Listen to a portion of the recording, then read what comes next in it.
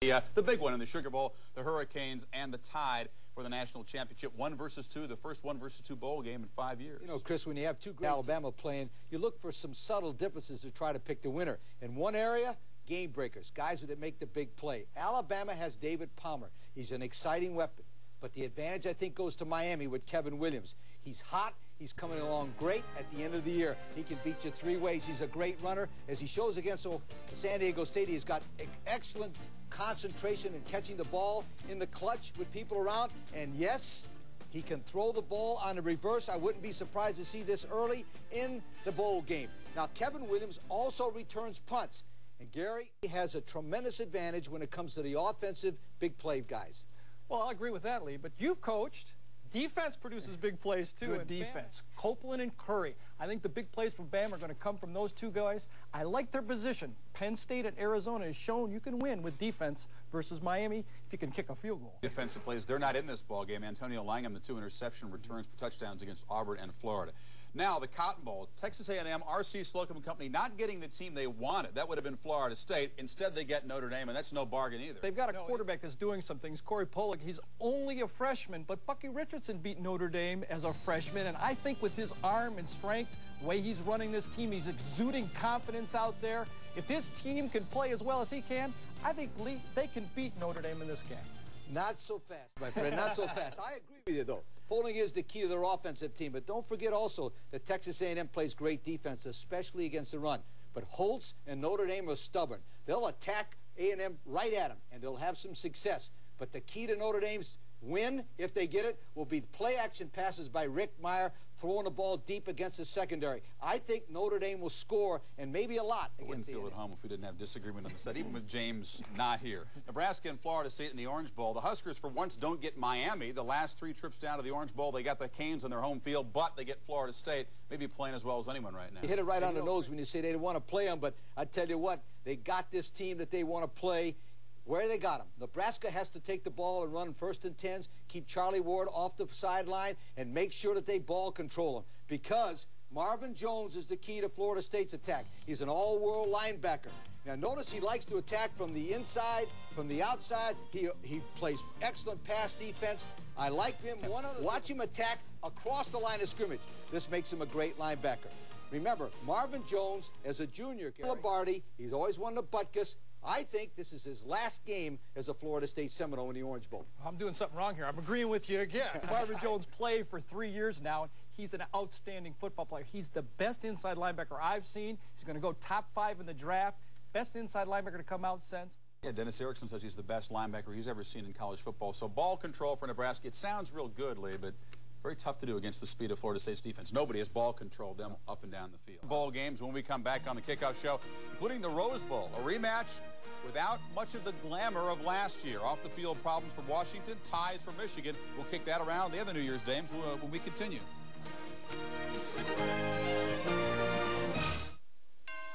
Holiday greetings from Budweiser.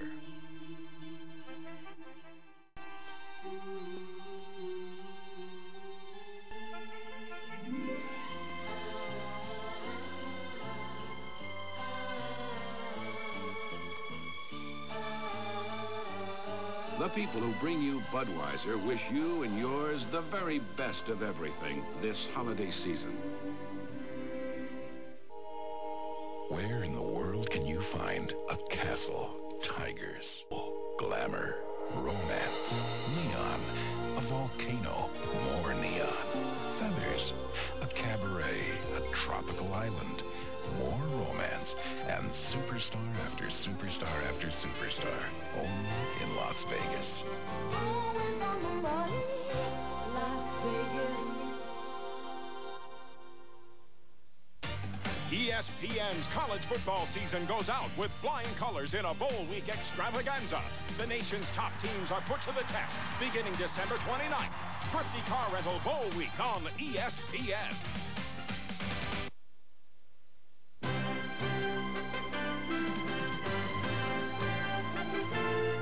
The Kickoff Show is brought to you by Budweiser, the king of beers. With that fresh, pure, natural taste, nothing beats a Bud.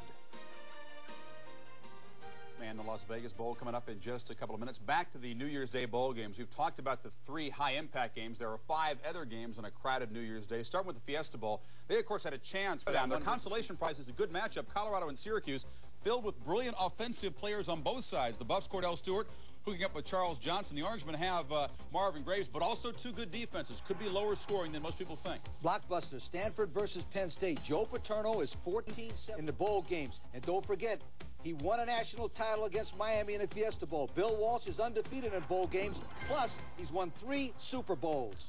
How about the Rose Bowl? Washington and Michigan, a rematch without the luster. And this is vindication time for Elvis Grbac. He was pressured into poor performance last year. He's been waiting for a whole...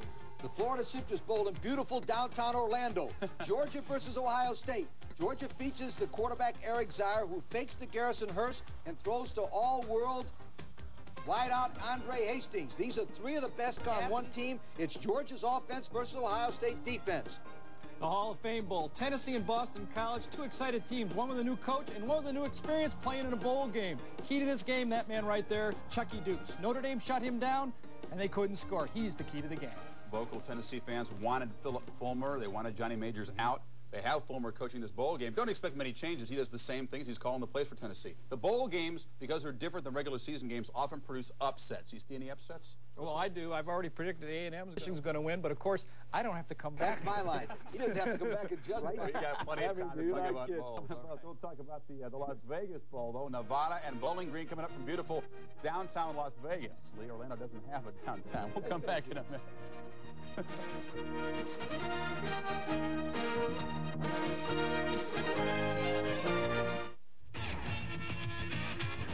Gotta find that girl in Jordan's jeans. Prettiest girl I ever seen. Oh, slow down, baby, you got that look. Yeah, the way you shake it really got me shook. Gotta find that girl in Jordan's jeans.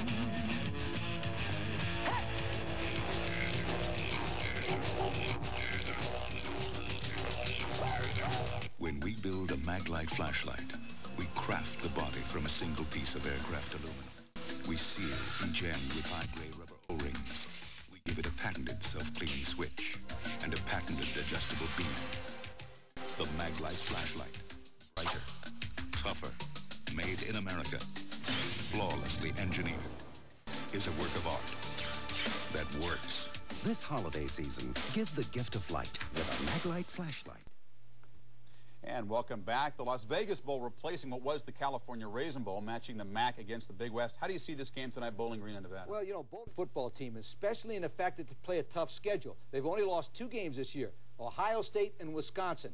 But with those casinos and those bright lights in Vegas, I think the Ohio guys will stumble around early. I think they're going to have problems early, but I think 10 points, Gary, and I think they win it because of superior size and strength up front. Have you ever been to Bowling Green? There's plenty of bright lights come out rolling. I mean, this is a chance for the MAC to gain some vindication for their conference. I mean, they've been downgraded all year. I lost to Bowling Green when I was at Purdue. Purdue lost again to Toledo this year. Central Michigan at Michigan State. I think, you know, you throw out Texas A&M and Texas out of the Southwest Conference, the MAC is better than the South. Craig, wait a minute. Sorry, Craig, see what you get for missing? You better hurry.